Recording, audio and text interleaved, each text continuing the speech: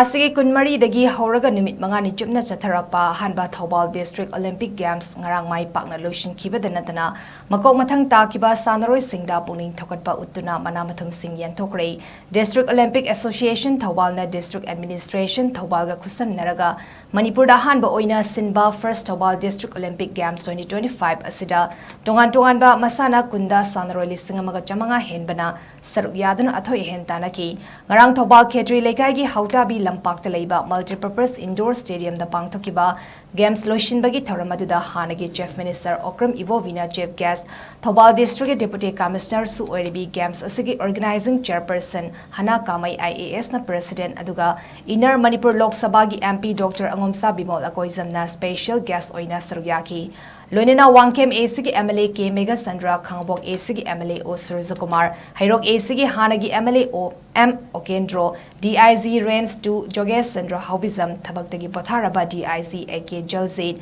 Third IRB gi Commanding Officer Sarangtem Hamantana Guest of Honor Singoina Saruyaki Thouramaduda Hanagi Chief Minister O Ivovina Hai Hausiki Kunaya Sida Sana Khotnabagi Maru Oibasi Yamnalei Mioebagi Punsida Sana Khotnabasi Thadoknaba Yadraba Machal Amani District Olympic Games asi Mai Pakna Sinba Ngamkibasi Thoubal gi DC gi Thawai Yauba asigi mathakta District ki SP amadi District Olympic Association yauna atai sanabagi Association pumnamak Sannaroi Sing Volunteers sing asina chingba pumnamangna amata oina Thawai yauna honakhiba duna Mai Pakpa ngam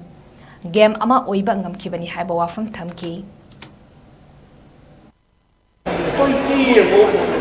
Tongan-tongan playground sanaroi competition tongnahangi haibisi ai Thoubal ga utjaba oiga supasibo bazara koi event haibisi tongan ma sida polo bidu yaure ngarang nahanda polo bi lampak kem kokpa mamingi oina tong bazara aduga successfully taure haina ina taujaba targa leida I really appreciate Akoigi Moigi Mamaki Hyderabadi Sandro Hyderabadi one Nattana Akoigi Thoubal District Administration na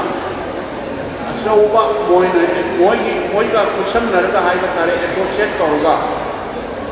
Moina so Matilama not only Memorial Bushap Haimata Akoigi SD na Masigi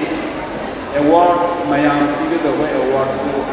ai site ki matin pang ge haiba koi state level da district level da infrastructure ki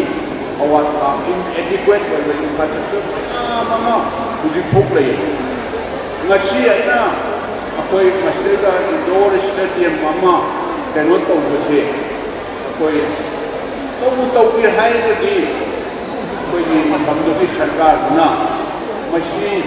central से north eastern council ने सही खुदिंग the north eastern council का project हम priority the planning दा AC था को airport से हाथ लो ओबान द स्पोर्ट्स सेंटर में हाथ लो अदु ता हाथ लो न तो हुई है